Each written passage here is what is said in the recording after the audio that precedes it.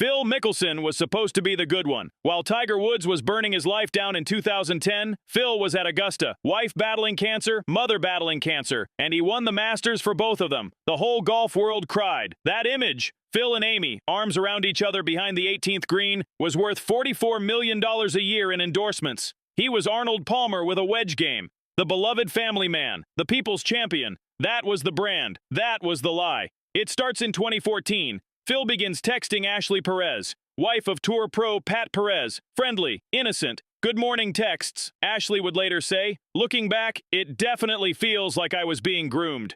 2015, the Barclays Tournament in New Jersey.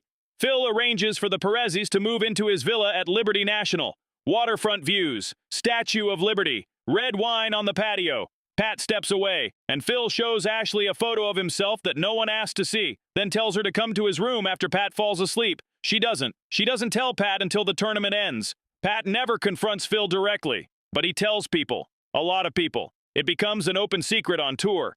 Phil eventually apologizes to Pat at a corporate outing. Then in 2022, Pat goes on a podcast. He says, "I have a different hate for Phil than most people. Phil crossed a line that is uncrossable and unforgivable." When those comments go viral, Phil calls Pat to apologize again. Ashley recorded the call. 26 minutes. Phil alternating between sorry and claiming he doesn't remember. Pat on the recording, "If you don't remember these things, that's a problem." Phil's response, "I can't tell you how disgusted and embarrassed I am in myself."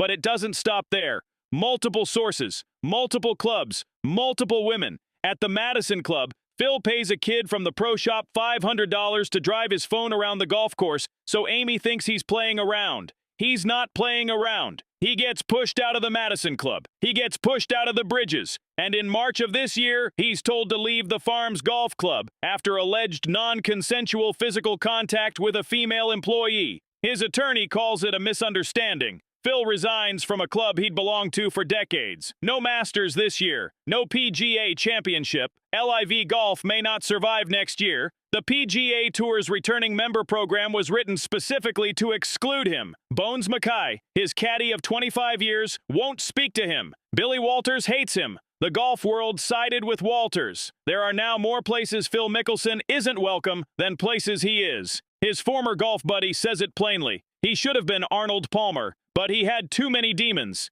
He got consumed by his own darkness. Phil Mickelson has not addressed any of the specific allegations. His statement says recovery is not a straight line, and that his priority is becoming the husband and father his family deserves. Amy is still there, which might be the most complicated part of this whole story. How many people knew and said nothing?